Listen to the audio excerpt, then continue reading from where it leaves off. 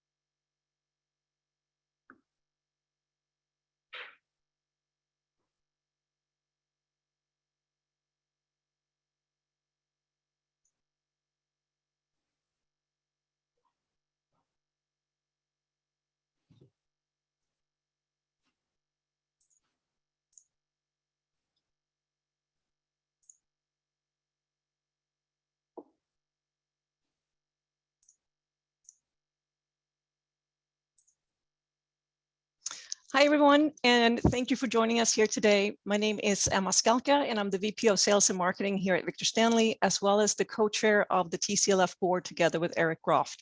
It is our pleasure to host this second part of TCLF's Race and Space Conversations. I do want to go over some housekeeping before we get started. From attending today's conversations, you will receive 1.5 CEUs. In order to receive them, you do have to complete the quiz. Depending on your browser, when the webinar started, you should have had a quiz pop up. But if you did not, you can check the chat box. We will post the link throughout the webinar. We at Victor Stanley are the ones who receive the quizzes and make the certificates in-house. And with having an estimated of over 300 attendees today, we ask you to please be patient with us and allow about 3 weeks for us to get everything together and create it. And as soon as it's done, we'll send them out. If you would like to submit questions throughout the webinar, please do so in the Q&A tab and not the chat. The chat box can be used for posting thoughts, comments, or say hello throughout the webinar, but the Q&A tab will be monitored by us to talk about at the end. If you have any questions or suggestions about your certificate or have a topic you feel passionate about and would like to work with us on, please email us at learning@victorstanley.com. This is being recorded and will be available on our website under our Learning tab on demand in a few days, as well as TCLF's YouTube. The last panel discussion caught me off guard. Naively, I thought that after studying this topic a great deal over the past 6 years, that I had, at this point, gotten to past the point of getting disturbed and shocked. But perhaps that feeling will always be there long after we started to do something about the injustices our society is facing. That sense of disturbance and shock is further fueled because we're not necessarily talking about the past on these panels. We're also talking about what is happening now, still. I am grateful for Charles and the TCLF team for gathering and organizing panels on this very important topic. And I should have expected the last panel to have a big emotional and thought-provoking impact simply because Charles and his team has never released a program that does anything but that. It is with great pleasure that I introduce a dear colleague and friend, Charles Birnbaum, president and founder of TCLF. Emma, thank you so much. It's great to be here with everybody today. It's inspiring to see the sort of scroll of where everyone is zooming in from. As Emma mentioned, today is the second in a series, and we wouldn't be out here without Victor Stanley, ABC, and our new collaborator, the National Building Museum. For those that did not participate in the first conversation, we had nearly 700 people registered. It was held on April 6th, and I'm pleased to report the reception for today's event has also been well received.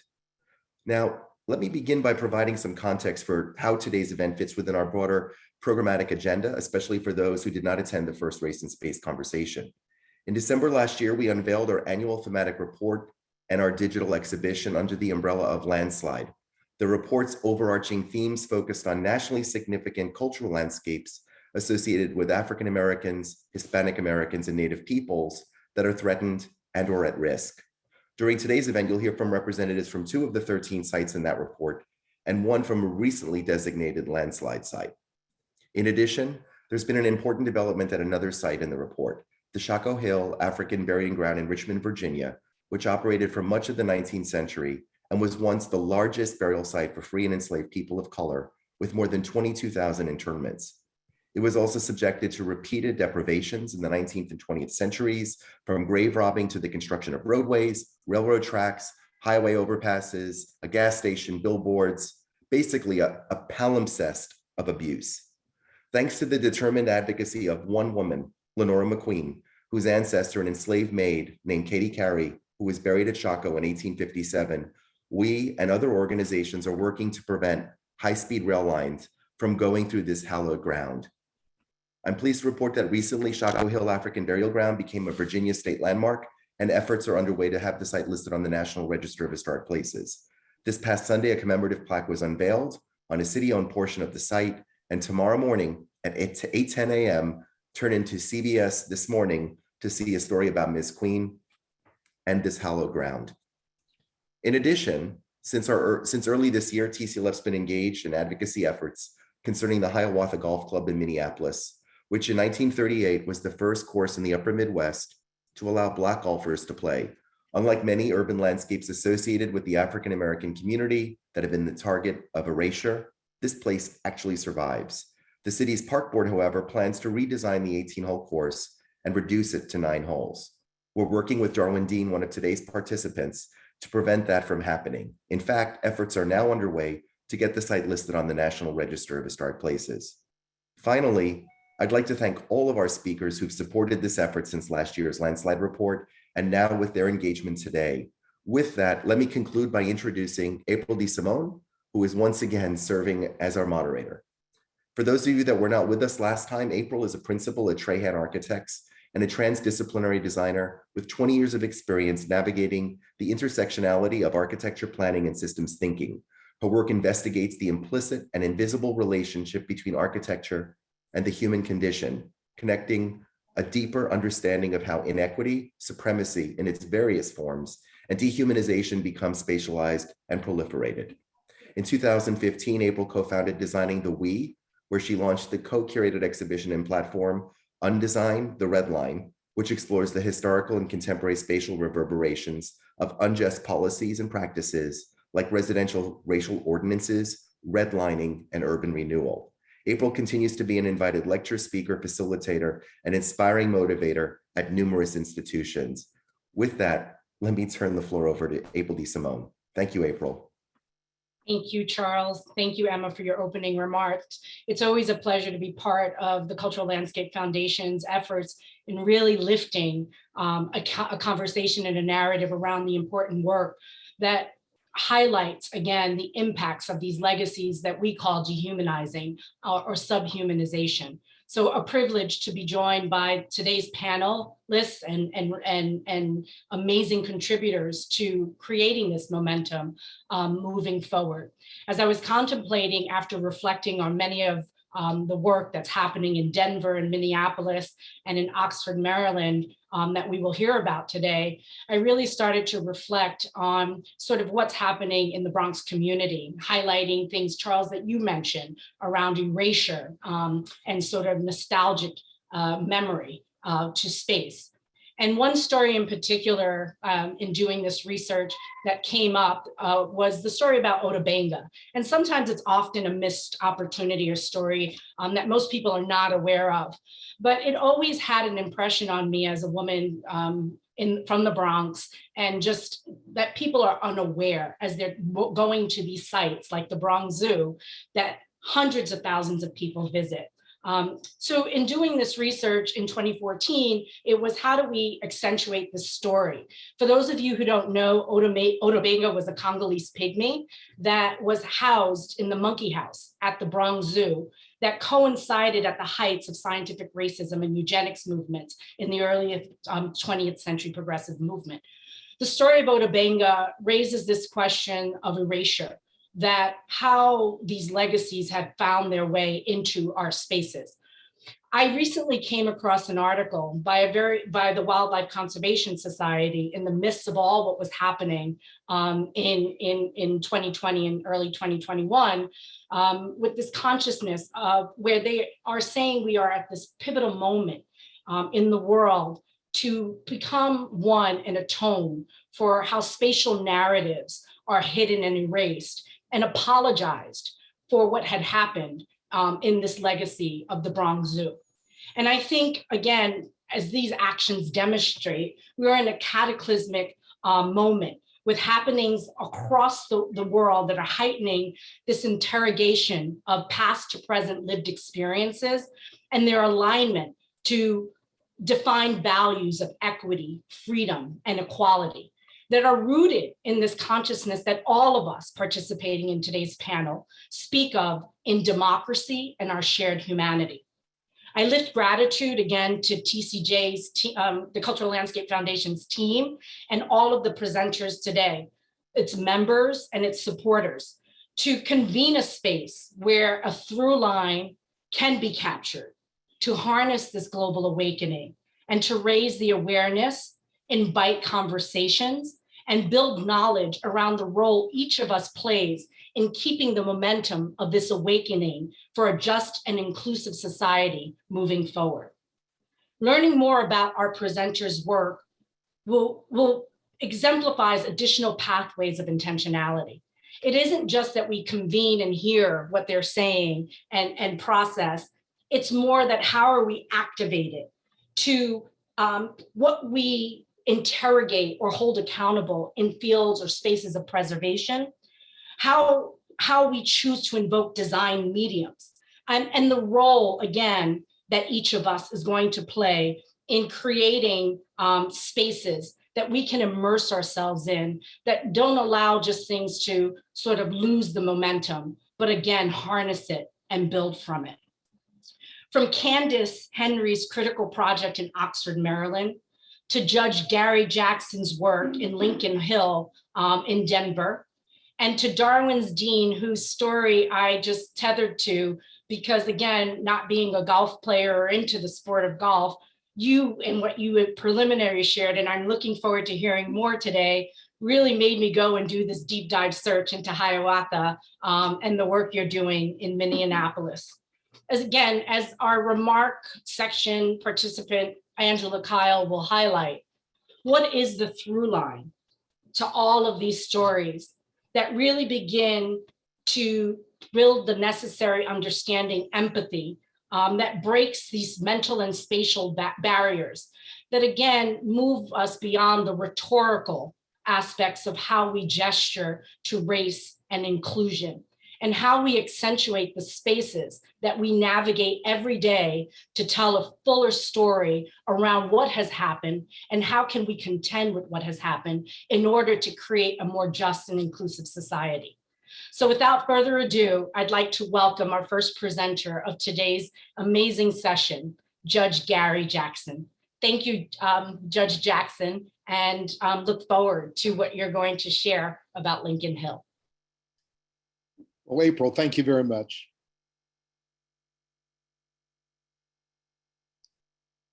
Let me just say it is a joy for me to be able to present this morning about Lincoln Hills, because Lincoln Hills is the only Black-owned resort and property ownership west of the Mississippi during the period of Jim Crow policies.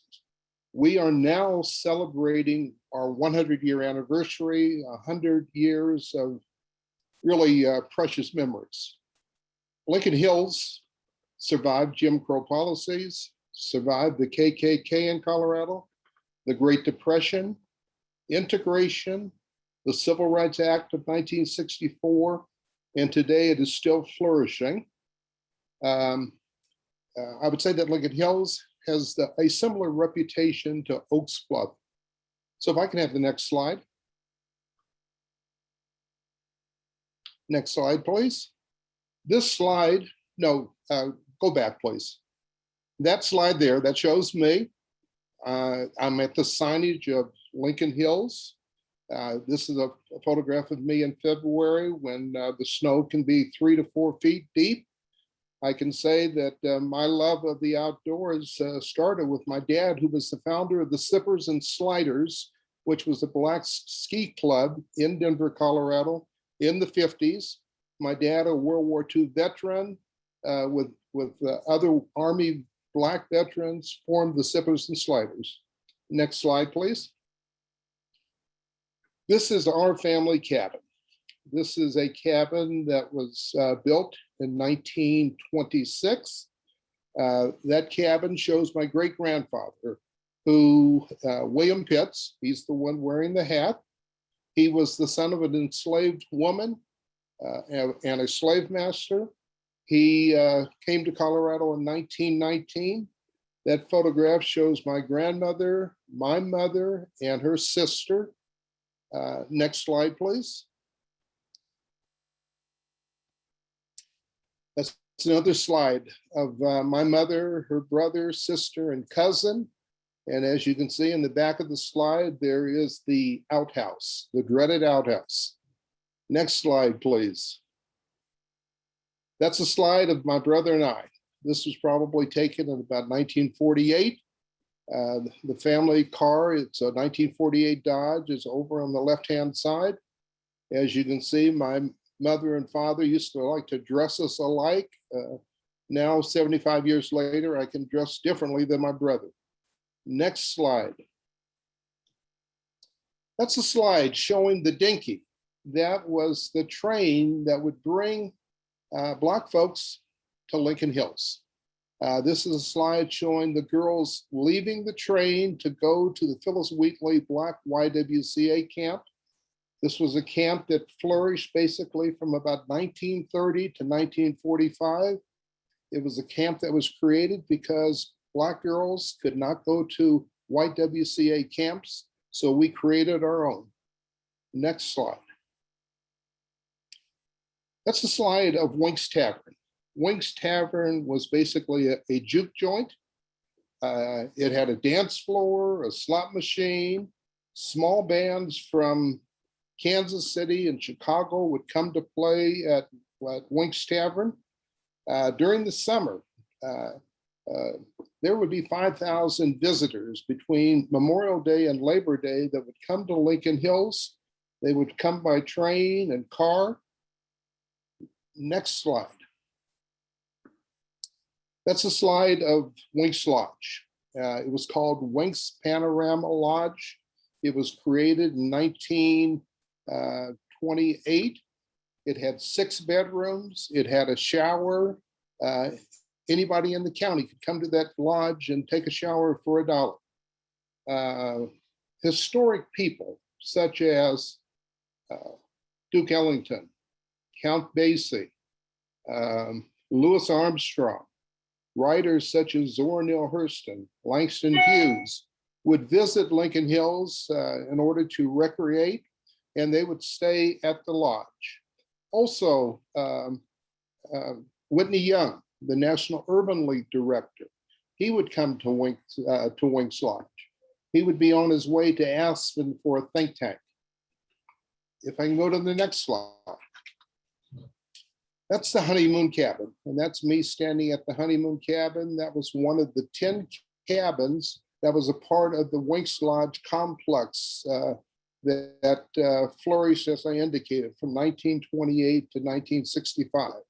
That cabin has been beautifully decorated with memorabilia of Lena Horne, her books, her records, photographs. There are also books of Langston Huston and Zora Neale Hurston in that cabin. Next slide. That's the cabin today that my great-grandfather built in 1926. As you can see, we have placed a deck on that cabin. There's the American flag that we always fly. We always put out the American flag when we're there to let the visitors know that we're at the cabin and that they're welcome. For us, this cabin reflects my family's American dream. Next slide, please. That is basically a photograph of the cousins. We call it the Cousins Gathering. We usually have that gathering every July 4th. The cousins will get together. We will have a barbecue. We will tell stories. We will hike the mountain trails, and we will enjoy each other for that day and throughout the summer. Next slide, please. That's a slide just basically reflecting my sister, Kim. She has a doctorate degree from Johns Hopkins. She put together this PowerPoint for me. And let me say to all, it's a joy to be able to make this presentation to you. It's a joy to be able to say that Lincoln Hills is still flourishing, and that at least from our family's perspective, we are looking forward to another 100 years of joy in Lincoln Hills. So thank you very much to all that listened to my presentation.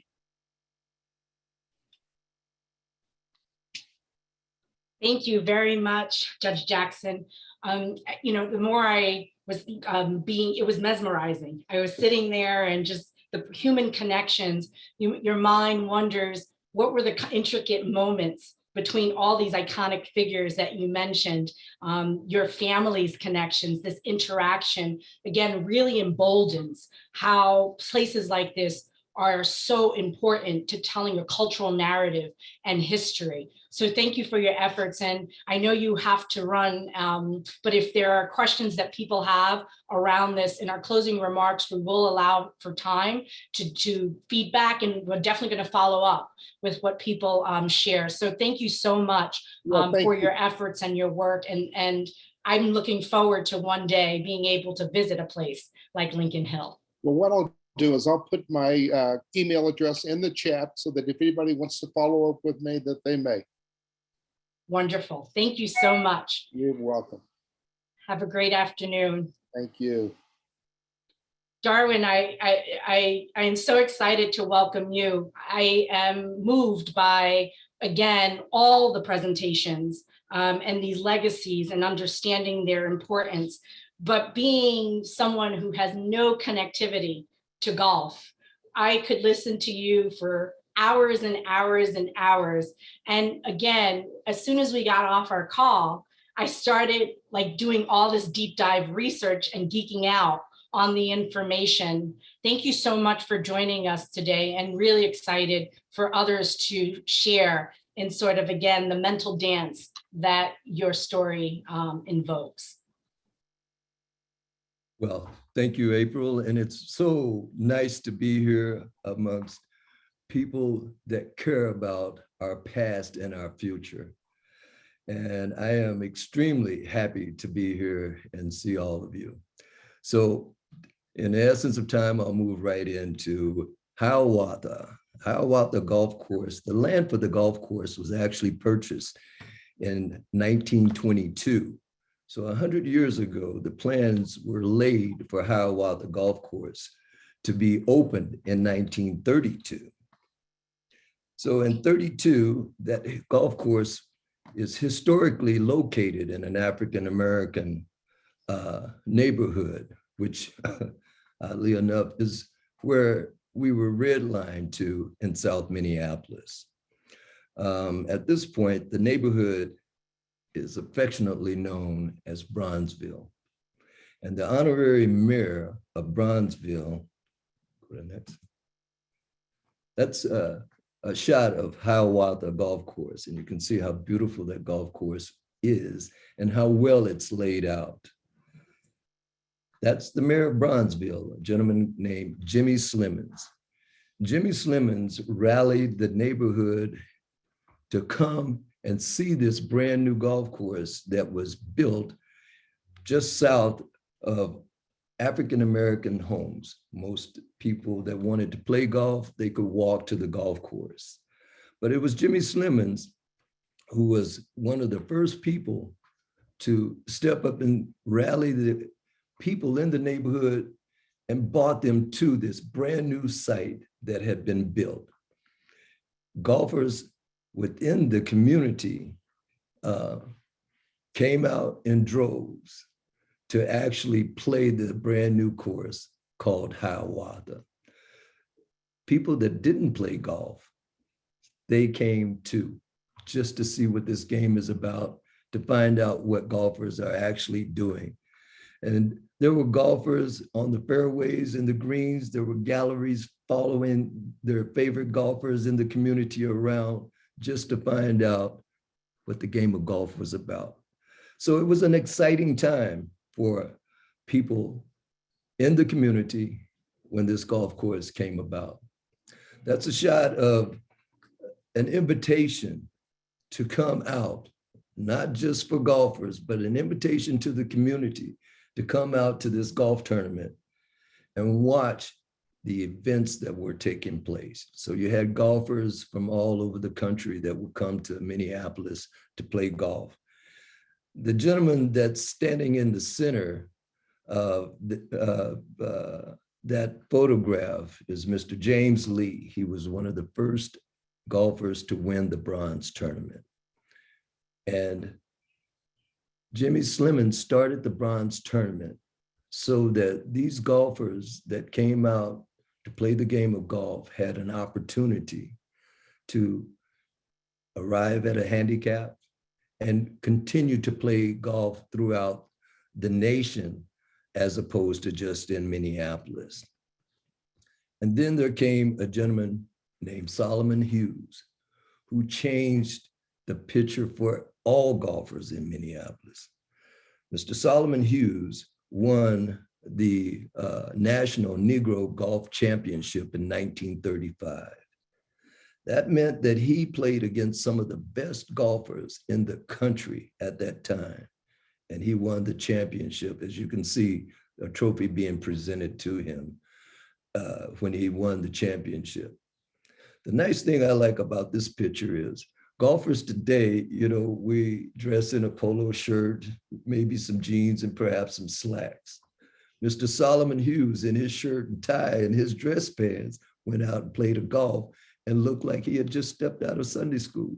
But that was the attire that he wore, because that was the presentation and respect that he had for the game. And he wanted everybody to know that he was entitled to be on the course with anyone that wanted to present themselves and challenge him as far as just being a golfer.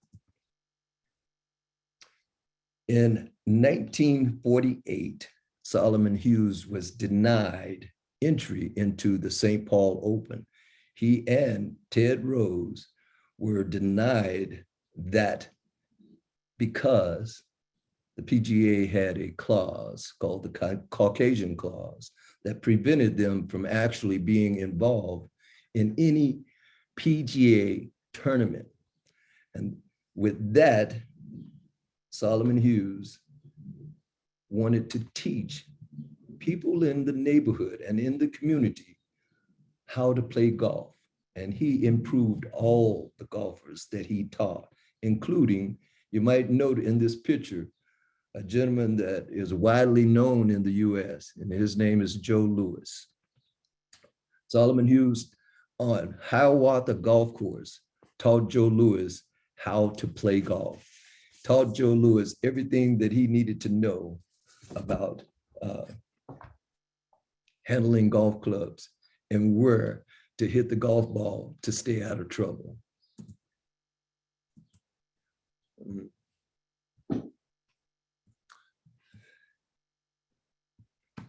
In the next slide that we're coming up with, that's okay. We can go straight to Mr.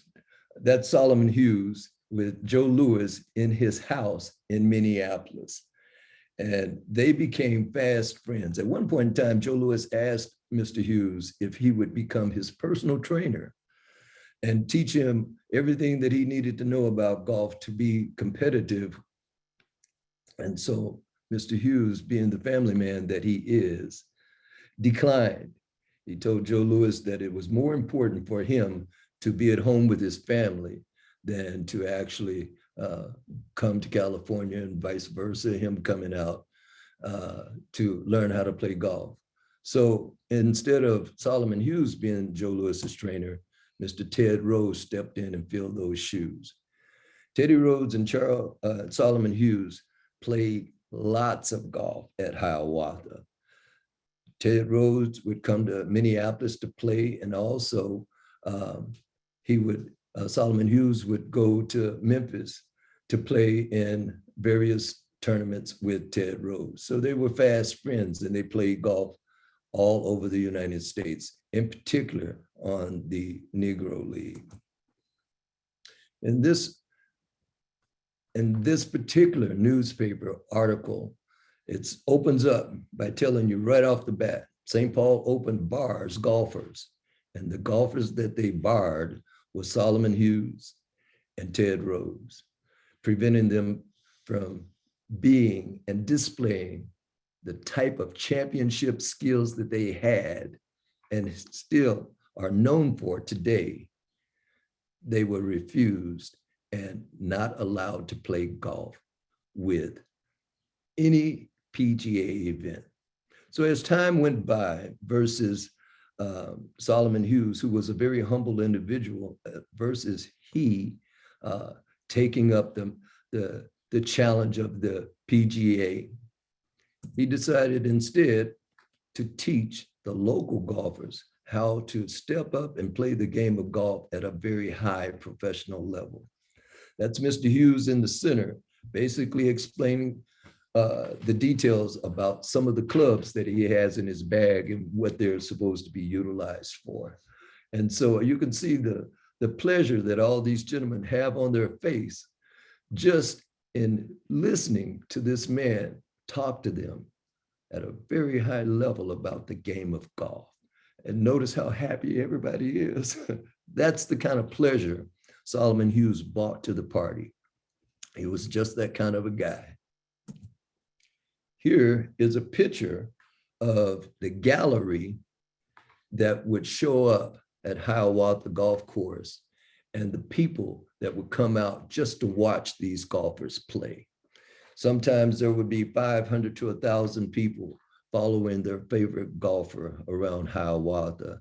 It was an event that was just simply glorious, that the neighborhood, the community, people all over the country looked forward to coming to Hiawatha Golf Course and to the Bronze Golf Tournament, just to be familiar and hang out and be loved by the community and be loved by the people that they met and made fast friends of. This shot here is called the Amen Corner, and we still use that corner today in the parking lot. The Amen Corner was developed because golfers of color were barred from coming into the clubhouse. So when Solomon Hughes came to Minneapolis in 1942, a man of his stature and his level as far as golf is concerned was denied entry into the clubhouse. And so the guys didn't buck the system.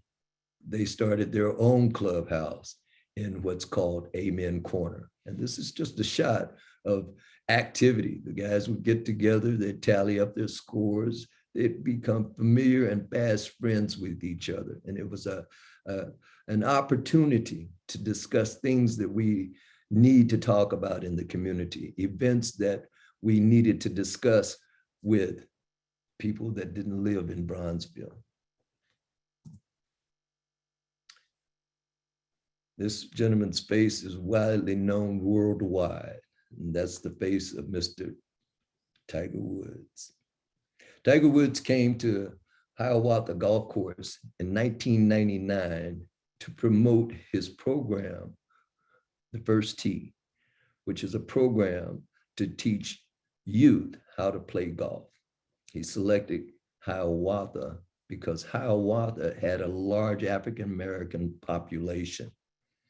They also had a high level of interest as far as making the game of golf something that their children could appreciate and perform even at a very young age and a very young level.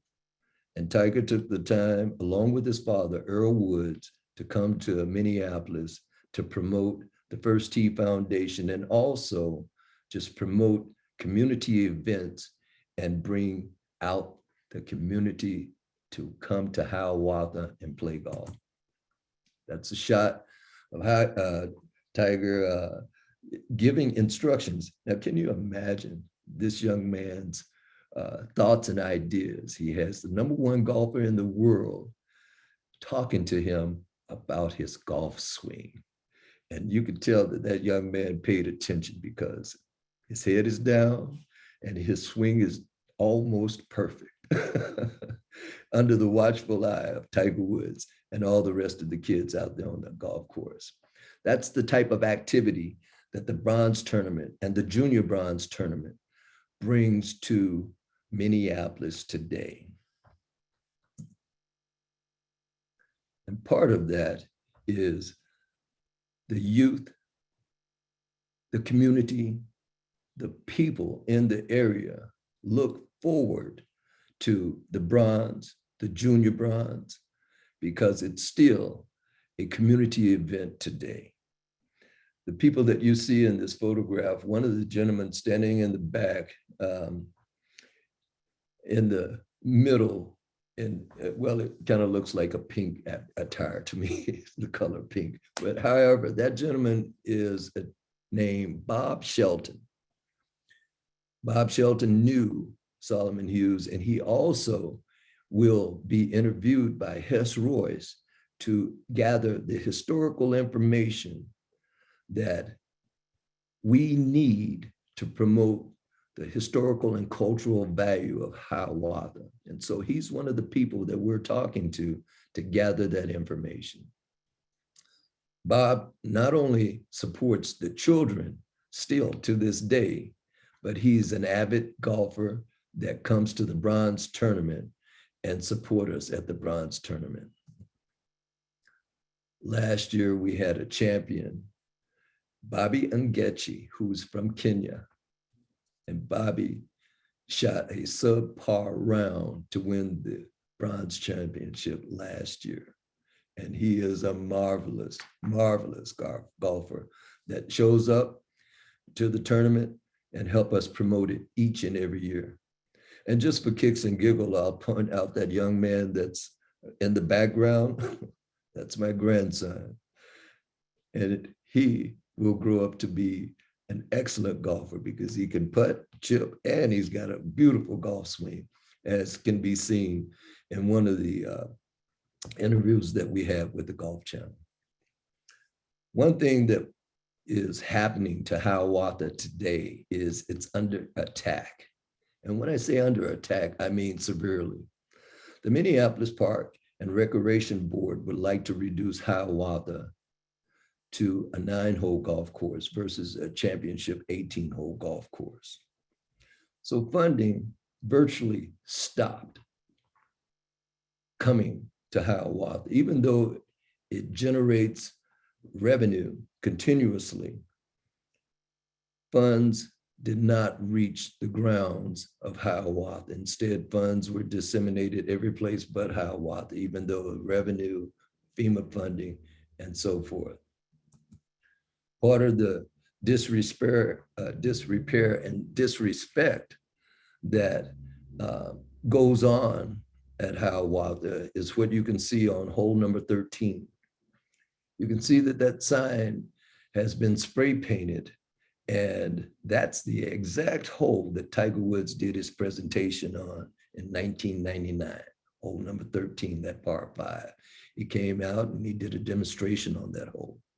But because the park board, the Minneapolis Park and Recreation Board, they have other plans for this golf course. They'd like to reduce it to 9 holes and flood the back 9, which, as I just pointed out, Tiger Woods came to the back 9 and did his presentation on that particular hole. Well, that's the Minneapolis Park Board Commissioner. And as you can see, she's pointing to a plan that shows not only just Lake Hiawatha, but the plan shows that they're flooding out the back 9 and it will become a dog patio, a BMX bike park, and a putt-putt. Everything just about except for golf. But the historical value of flooding that out happens to be exactly where Tiger Woods made his presentation.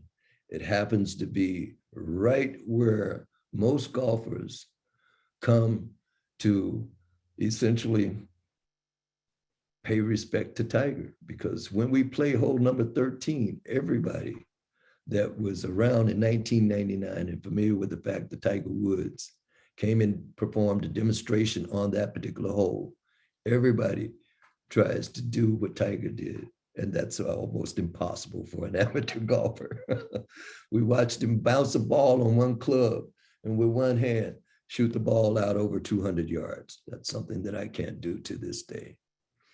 However, what we're trying to do is save Hiawatha, save the 18 holes of golf on this beautiful golf course that this aerial shot will show you today.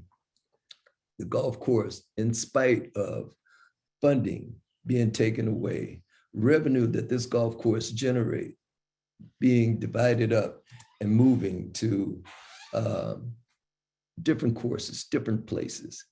But when you look at this golf course, in spite of the destruction that the Minneapolis Park and Recreation Board wanted to do, that's an African-American neighborhood looking north to downtown Minneapolis. And of course, yes, we get lots of rain and snow. But one thing for sure, the golf course still exists and it still goes on today. In this shot right here, this is Mr. Tom Lehman, who at one time was the #1 golfer in the world. Mr. Tom Lehman, we reached out to him a year ago and asked him to be involved in this project in saving Hiawatha. And Mr. Lehman said, without missing a beat, yes, this is for me, and this is what I'd like to do, save 18 holes of golf. Because see, Mr. Lehman remembers coming to Hiawatha and playing golf there with people that performed at an exceptionally high level. High level, I repeat over and over again, simply because it illustrates where we are with Hiawatha today. We've lifted it up. The community has lifted it up. Mr. Lehman is lifting Hiawatha up. And what we want to do is save this 18-hole championship course for the youth of tomorrow, the youth of today, and the youth that want to learn how to play the game of golf. We want to preserve this championship course specifically for them. And if you look in the background on this particular shot here, that's reflective of not just the children that come out and play golf, but you can see that there are other golfers, and this golf course is full continuously with African-American golfers. It's a very diversified course. So not just African-American golfers come out to play there, but golfers from all over Minneapolis and the Twin City area come out to play Hiawatha because of its quality and its championship course design. And Mr. Lehman is one of the people that stepped up to the pump and said, let's save Hiawatha and let's see if we can move forward from the historical aspect. And so that's pretty much the story of Hiawatha, what we'd like to do with it. And I'd like to thank you for inviting us here today so that we could actually talk about saving Hiawatha, because it's very important from a cultural and historical aspect. So thank you for having me, and have a great day. Thank you so much, Darwin. Incredibly, again, another powerful story. Many of us on this in this conversation are very aware of the Green Book and the limited options of recreational and lodging spaces. And sort of what this lifts up for me when I hear it, and I'm sure it resonates with many others, is a juxtapositioning, a real contrast to these cognitive connections of who gets to play golf, who has access to these histories of golf. So these efforts are driving a different understanding forward. And it leads us into the amazing work that Candance Henry is doing in Oxford, Maryland. When I was reading what is gravitating or capturing, one thing that stood out, Candance, was, quote, lies the track of where the many Americans, founding Black families, those enslaved peoples whose labor and talents built our country, first touched the ground after arriving via the Middle Passages. What a powerful statement to attach to land. And this in this moment that we're in, questioning this value of who has contributed to uplifting the Americana. So without further ado, I'd love to hear more about the work in Oxford, Maryland. Thank you so much for joining us, Candance. Thank you so much, April, for having me. I'm so excited to be here today and talk a little bit about Water's Edge Museum and kind of what we're doing and what we envision for the future. And again, my name is Candance Henry, and I am the managing director of the Water's Edge Museum. And I came to this, I don't want to say by accident, but obviously, you know, I am a clinician by trade. I'm the director of disability resource services at Salisbury University. So I definitely, you know, it all just kind of came to fruition at the right time. So I definitely am excited to be here today and excited to tell this story. So let me get my screen going for everyone. Okay, so just a little bit about what we're going to talk about today, a little bit about Water's Edge, the history of Oxford, why this is important, how we got here, founding Black families. We just talked about that, what all of that means, access and inclusion. We've heard access so much. And so what do we mean when we say access? We're going to talk about that, and then kind of what the museum has in store for next. So just a little bit about Water's Edge personally. Water's Edge is located in Oxford, Maryland, and it uniquely fuses an exhibition that mainly is talking about and circumferencing the celebration of daily life, spirituality, and the role that the environment plays and access to the environment in an immersive experience that people have when they come to the museum. And it also takes the time to acknowledge those complex stories and histories associated with the founding Black families of America, the ones who lived here, the ones who contributed to the building of this country, and how all of that kind of plays a role in the things that we see going on in our country today, and where we want to make sure that information goes to next, right? So some of the history of Oxford. Early Oxford is one of Maryland's oldest towns, mandated in 1694 through legislation as the only port of entry on the Eastern Shore, second to only Annapolis. Oxford is recognized as a port of some of the largest number of ships at that time.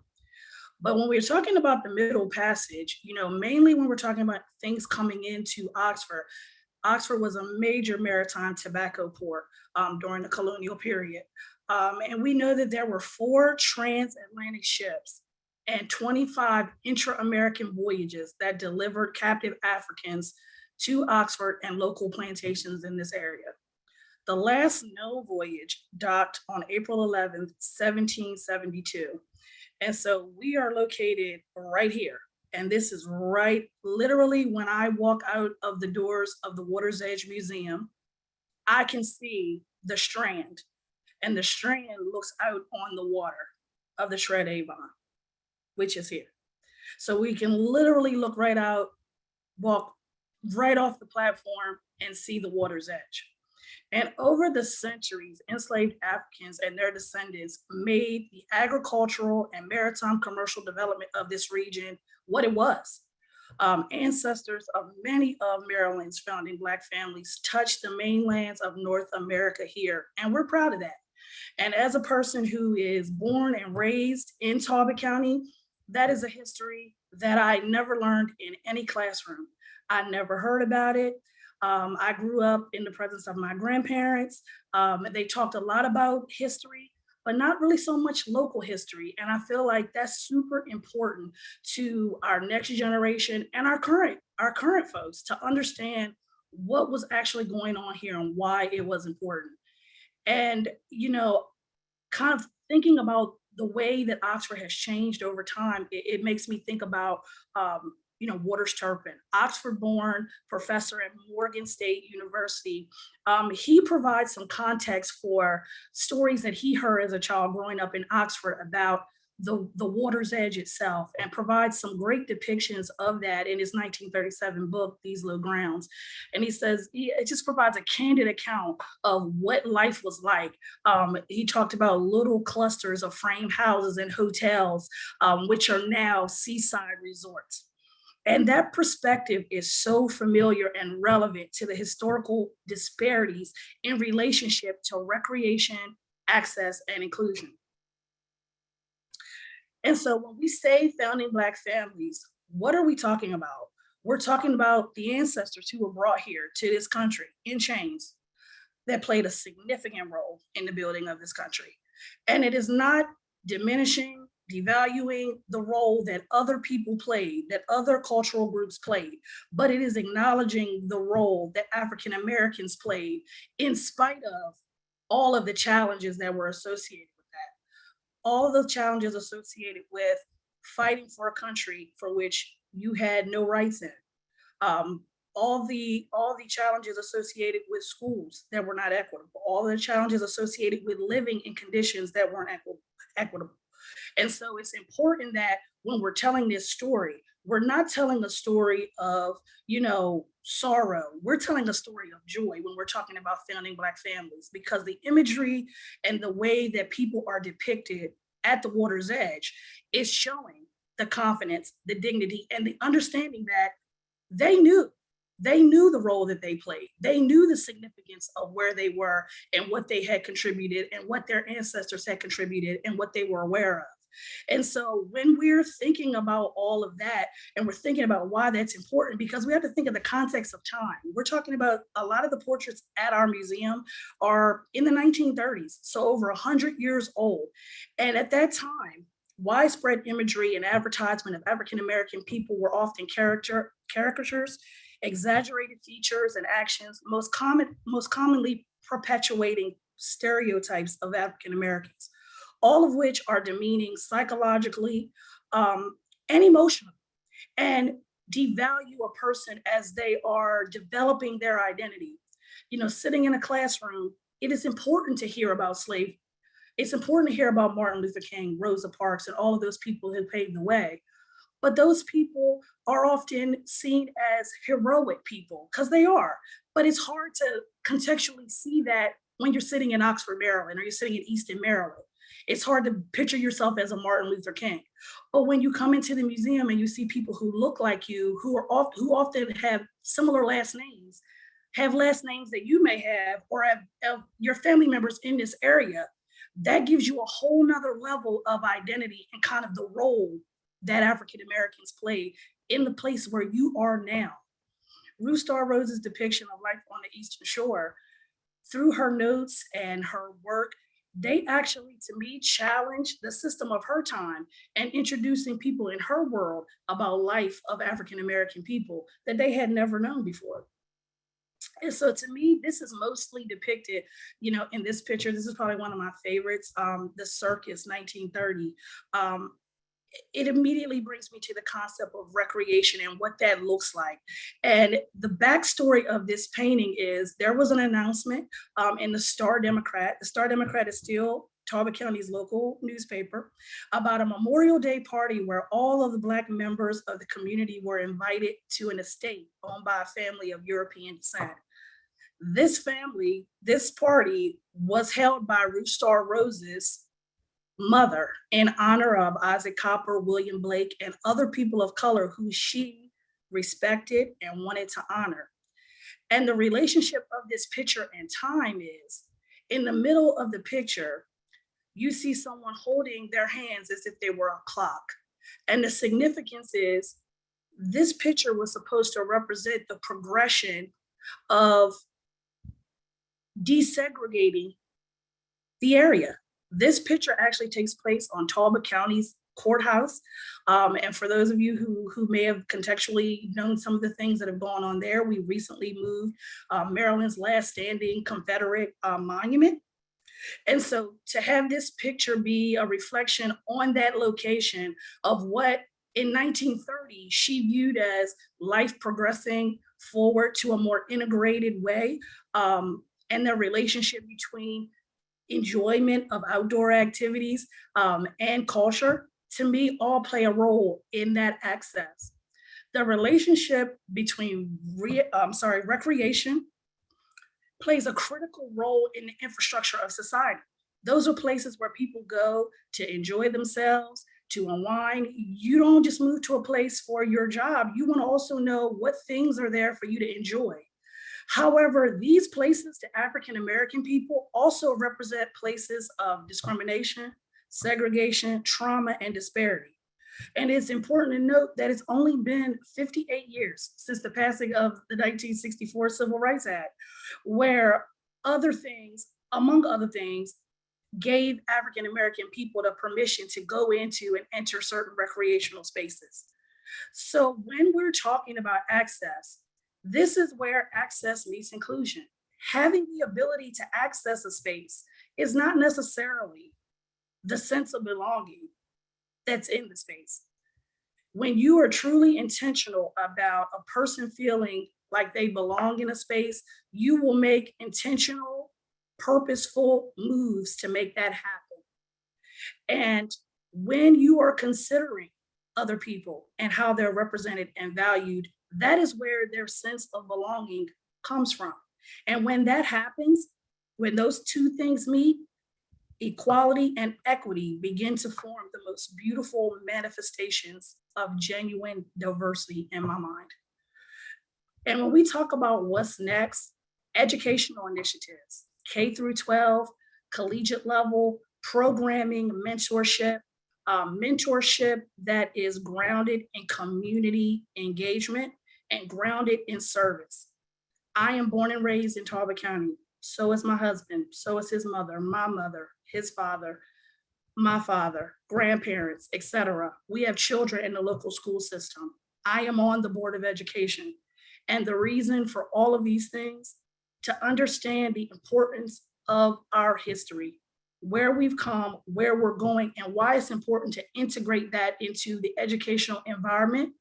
And it places that value in not only what African-American people have done, but it also gives a person a sense of what they can be and what they can represent in their community. And so not only doing things in the community, but showing up and representing African-American people and people of color in races and spaces where maybe they are not right now, but they will be in the future.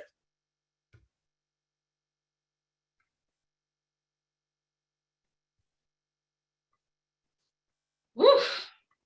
I don't want to, that's a tough act to follow, Candance. Thank you so much for your words, your activity, your engagement. It is so critical, and you raise such valid points around how we begin to counter narratives that have saturated our space, that believe that only a certain ethos of inclusivity or living or accessibility is worthy to a certain group. And I think what stood out most with what you were saying as well is just these social constructs of identity and how we navigate space. So I can't wait to engage more in our conversation coming up. I want to welcome Angela Kyle and Jacquelyn Sawyer. Angela has been a critical convener and activator of these race and space conversations and bringing in the through line. Angela, it's been a pleasure to always engage with you. You wear many hats as the founder of Playbuild, a creative playmaking, as well as a growth catalyst at SBN, which is an architecture and planning firm. I want to switch to Jacquelyn Sawyer. Jacquelyn, welcome as well. Jacquelyn is the Vice President of Education and Engagement at the National Building Museum in Washington, D.C. I'm excited to hear how activated, again, that's the word of the day, each of you were and engaged with these amazing, very thought-provoking presentations and projects that we heard today. So welcome and thank you for joining us. Thank you so much, April. I really appreciate that gracious introduction. I think I will. I'll just kick it off with, with a few points of kind of reflection and feedback. I mean, first of all, thank you. Thank all of you. I know Gary's no longer with us, but thank you just for sharing these stories. Darwin and Candance, really, really, really powerful. As April mentioned, I do wear a few different hats, but in the context of this conversation, I'm here as the founder of Jenny's Legacy, which is an organization in Pensacola, Florida, which is spearheading advocacy efforts around a historic waterway called Carpenter's Creek. It was one of the landslide sites alongside Lincoln Hills and Water's Edge. And so these themes, particularly in Gary's, with all of those rich images of his family and this notion of kin keeping and kin keeping in relation to space, is just something that really, really, really resonated powerfully with these presentations. I think, to Candance, since she kind of closed us out, I want to really thank you for putting the spotlight on this question of the right to recreation and the fact that as African Americans, this has not been a right that we have historically been able to exercise, and just the fact that it does play a critical role in our infrastructure. These places that we're talking about, from the water's edge to the golf course, to spaces of, to the kind of mountain retreats, right? These are all, there's social infrastructure as well as kind of physical infrastructure and spaces of powerful spaces where the kind of the cultural and the social relevance really collide. And with Gary, if folks haven't done so, I really encourage people to watch the Lincoln Hills interview that was filmed as part of Landslide, because although he didn't speak about this today, something that he did speak about in the interview that really struck me was this kind of dichotomy between life in the city and the retreat to Lincoln Hills, where he was able to be with family, and he talked about kind of being devalued in the city, but in spaces like Wink's Lodge and the Tavern, that these were spaces where he and his family and other African Americans in the community were greatly valued and belonged. And tying it again back to Candace's point, this idea of nature and these spaces of restoration, right? These are spaces where we know that the retreat to nature can be so restorative and allow us these opportunities to recharge. And really honestly, just thinking about kind of the legacy of some of these sites and the history just makes us think about the collective, I guess, kind of the collective impact, right, of what's been denied to us as African American people through so many decades, because of racism and discrimination. Darwin, again, thank you for sharing the history of Hiawatha. We got a chance to engage a few weeks ago, and you shared quite a bit as well then. And I've been reflecting on, and I think what really strikes me again today is I think there's a contrast between the mainstream perception of golf as a sport and golf, which has a kind of a narrative of the individual and the individual achievement, that individual golfer. But what I see in your photos and here in the story of Hiawatha and its relevance through the years is something very different. It's something collective, and it's really about community. Right. And I actually think that there's probably a causal relationship between Hiawatha's role as a community space and the fact that it is under threat.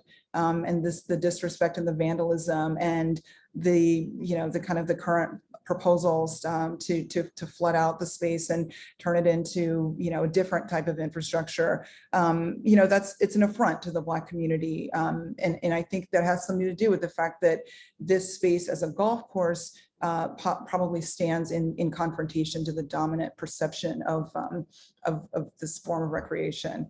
But it's absolutely, it's a landscape worth fighting for. It sounds like you have some very powerful allies. So yes. Well, thank you. Thank you very much. And we need all the allies that we can get because they're fighting very hard to take this space away from us. And it's a space worth saving. As I mentioned, the space is for the youth of tomorrow. It's not, just for the community and the people today. We're trying to preserve this history for the youth that you see in these pictures. So thank you. Jacquelyn, please jump on in because this is going to get very interesting as you leading education and engagement at the National Building Museum. Yeah, I think one of the through lines that really just came out for me and was just so affirming throughout all of these incredible presentations was really the desire for family legacy and what that means in the context of the American dream. And creating the opportunity for families of color who may not have had physical, social, or even cultural agency within the larger community, creating spaces for that to happen, not only for themselves, but also for their families. And I think from our perspective at the Building Museum, as we kind of investigate and interrogate what equity and access means within the built environment, that stories like these create an opportunity for us to create that connection to the past and also talk about what we are talking about in terms of equity and inclusion in the present, and really kind of investigate how past inequities have created consequences that we are dealing with now, both socially, politically, and economically in a lot of situations within the built environment, particularly as it pertains to people of color.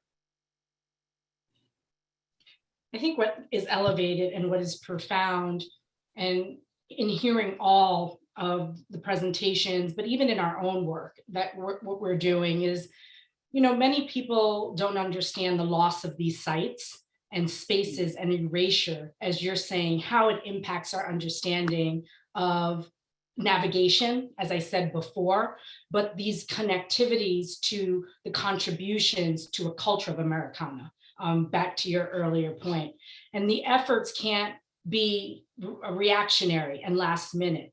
And I think that all of these projects offer opportunities to really create momentum in understanding where spaces begin to harness these stories. I think of the National Building Museum. It would be amazing to go inside the National Building Museum and have a dedicated space that talks about this complexity all the time. And that it invites people in to these spaces, because unfortunately, when we realize, as has been raised, the financial uplifting that we need, when we lose these spots, we're in the midst, if people want to agree or not, of redlining, right? And it's not about just our identity. It's just the sheer economics of how we're able to gain the resources to then invest in spaces that have these connections to us, that tell this story that we're all emphasizing and highlighting. So I want to kick us off. And when we look at challenges, how does finance and these legacies of intergenerational wealth and lack of access and the philanthropic community, what is the moment we're in and what is needed to lift up the understanding that we can't be reactionary? How do we invite people in, not at the last moment, but this is part of building foundational principles of democracy?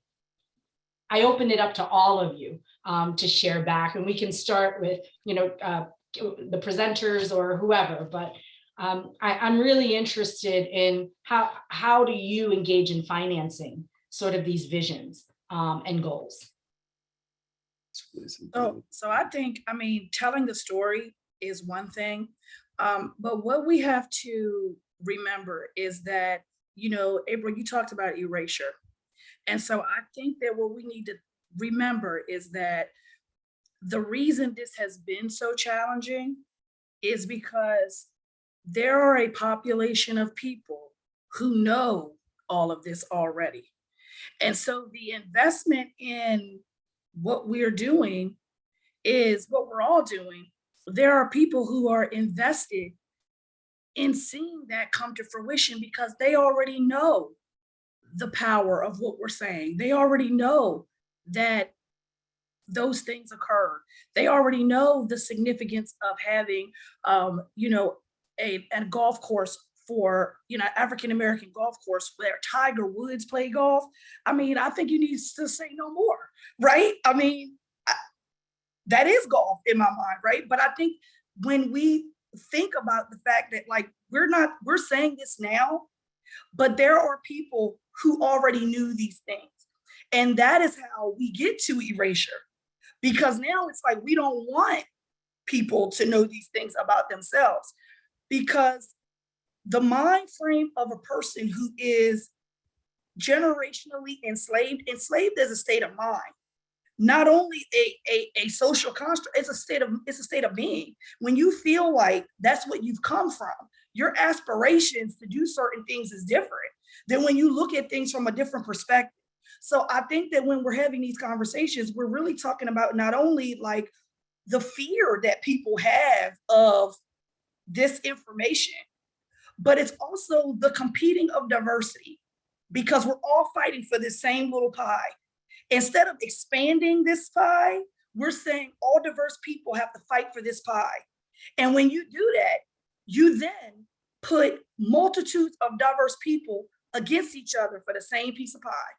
And when you're doing that, you're ultimately silencing and siloing people, because then you're not going to get very far. Instead of encouraging those people to work together and understand the dynamics of the things that they have in common, the barriers and challenges that they have in common. I work in a disability services field. This is what I do and say all the time. While the challenges might be different, there are barriers that are so similar to being African American. And my students with invisible disabilities, I tell them all the time, when they have to disclose, that's when they immediately see a difference. And so when you see Candance Henry come up on something, it isn't until my picture comes up that you know what I look like and who I am. And that's the kind of the mystery of having an invisible disability. So the moment you say it is the moment people start hypothesizing about what you can and cannot do. And so that's the important piece, in my opinion, is that we need to work together, because people know what is going on and where we are, and connecting to those people in those spaces and places. Thank you. I want to invite Charles to ask a question, given our many conversations around this redlining of culture and space. Thanks, April. One of the things I find myself thinking about as I listen to Judge Jackson and Candance and Darwin, and I think back to our last conversation with Angela and talking about Aunt Jenny, is the preservation community, if you will, have been so focused on bricks and mortar for so many years, going back to the Historic American Building Survey in 1935. And I wish Judge Jackson was here for this question, because we heard from him, as his experiences beginning when he was just 5 years old and being able to walk freely in that mountainscape in a way he couldn't in downtown Denver. And so my question for all of the speakers, because it's been sort of hinted to, is why oral histories and documenting these stories are so important. And I guess the other question is why, to the best of my knowledge, in a way that the federal government supports documenting buildings and engineering works and landscapes, that we're not capturing the actual videography and storytelling through oral histories. And so I'd love the speakers to speak about, the significance of this, Candace in Oxford, in your community, Angela, I mean, everybody, because, we're all getting older. Well, I think I can say from my perspective, the importance of oral history is that it does, to your point, April, it accentuates the story, right? It talks about the culture and the rituals that make the built environment a community. And without those stories, you simply have buildings, and you can talk about how they're built, you can talk about who built them, but the people who live in them, who work in them, and who raise their families and build a legacy there are what truly makes that an urban environment and a community. And without those stories, we are missing a huge portion of what it means to be human in the built environment. I think inclusion is tied to the oral history. Similarly to what Jacquelyn said, I mean, I feel like the building is one thing. The oral history helps to create that sense of belonging. When you're hearing those things, those are the things that you're connecting to. The building may or may not be something that you will connect to for whatever reason, but that oral history is the thing that represents that inclusion and represents that sense of self, value, and that belonging.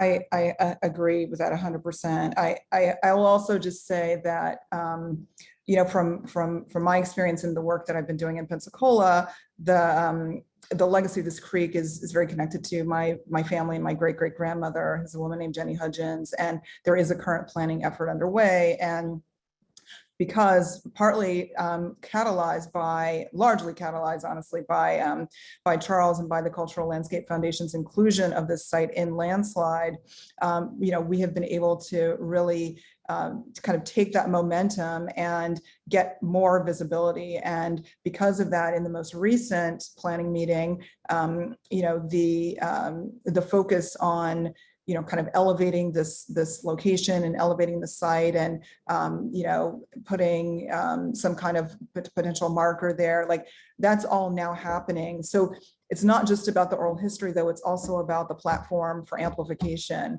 And I think that so many of us, I mean, just even the stories that we heard today, when I first saw the Landslide, the group of projects from last year, I was like, wow, I want to go to all these places. I want to visit all these places, right? But unless they're actually amplified, then we could collect the oral histories, but we might still never really know about them. So that idea of, the platform and how to really, really elevate, and that also connects to funding. Right, that connects to funding, because the ones that are amplified and lifted up and where there is that more mainstream awareness are the ones that are going to, are going to attract funding. On that note, Angela, when you or Darwin, do you want to add to this? Because I think, sorry if I put my mic on. No, it's perfectly fine. The only thing I was going to say is the oral history is extremely important, because a lot of the information that we discussed wasn't documented about Hiawatha Golf Course, the bronze tournament, and the community events that were held there. The documentation is very important as we move forward. We're working with Hess Royce here in the Twin City to gather the cultural and historical information. Surprisingly enough, a lot of that information will come from people that still exist today that can relate back to the past. This Tuesday, the representatives from Hess Royce will come and talk to, the group was called at one point in time the Old Negro League. We've since changed the name to the Eagles because we're flying high. But it's important for them to come out and get the oral history from people that know what existed in the past, so that we can move forward with documentation and show these kids today what happened in the past, what changed, and what we can do about it moving into the future. funding is always important.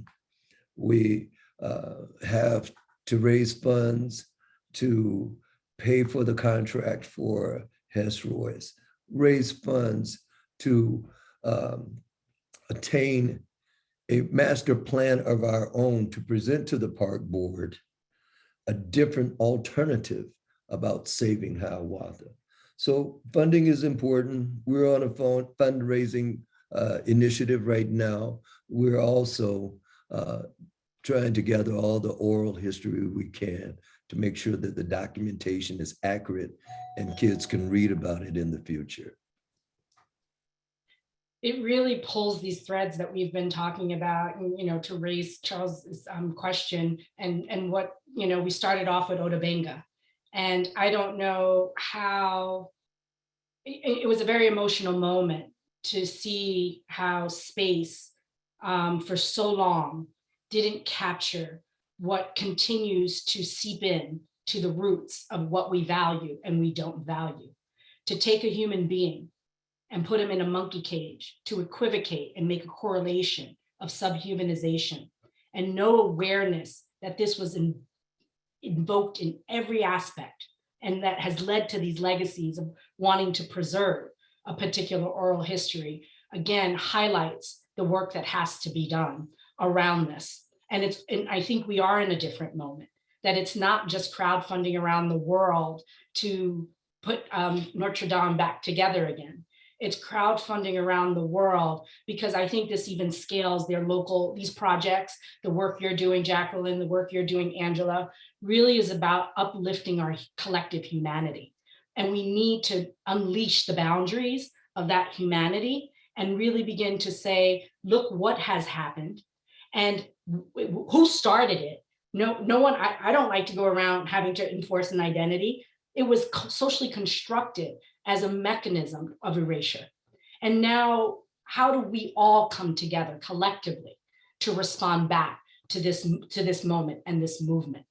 And I know that in doing so, Jacquelyn, education is a huge aspect of it. Candance, you mentioned it. Angela, you're doing it through your work. Darwin, you're doing it through teaching how to play golf. What are other ways that we can do more like an Ella Baker type of study circle or lifting of pedagogy that not only brings recognition to this work and these projects, but invites all of us in to say, we need to roll our sleeves up because we have a lot of healing to do. That's a huge question that I will probably be asking myself my entire professional career. But I think cultural institutions play a huge role in this, both as places where that education and that information can be held, but also as a place where there can be convening that is not necessarily politically motivated, that is not kind of socially agenda motivated, but where people can come in and have these difficult conversations in a place that should feel safe for all. And I think that is the work that we are doing in the museum world, or at least the work that we are doing in our education and engagement office. And how do we create those environments to have those difficult conversations and to create communal next steps? I think that's the place that we kind of leave off as well, that we have these great conversations and people feel good about them, and then they go home, and then what is it that we do now? I think there is a responsibility to create space to lay out those next steps and how we all work together outside of the conversation or the educational experience.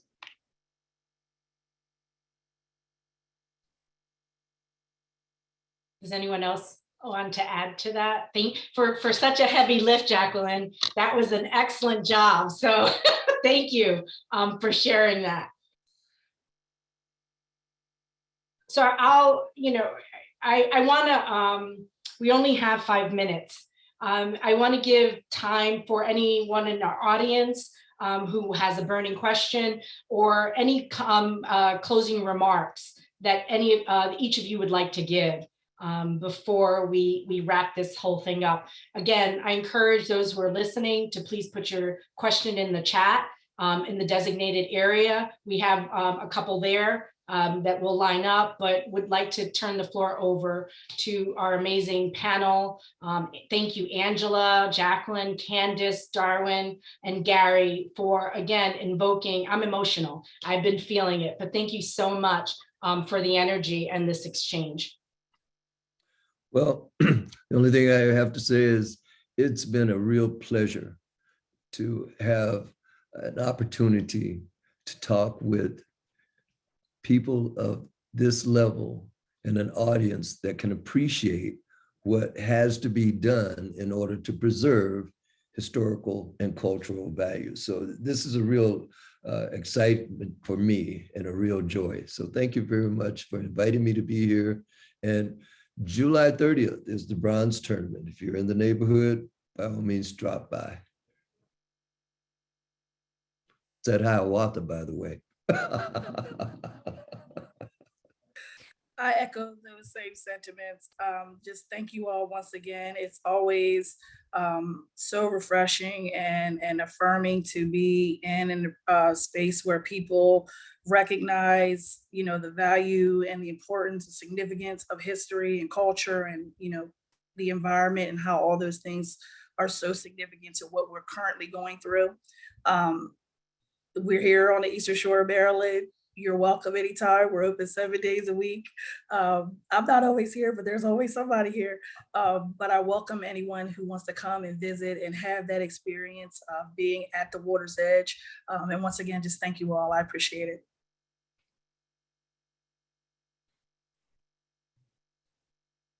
Angela, Jacquelyn, please, any closing remarks?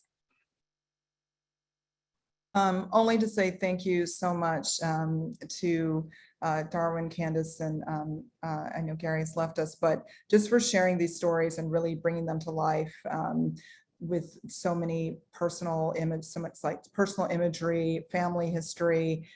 It's just been really wonderful to be part of the second Landslide conversation. So thank you all.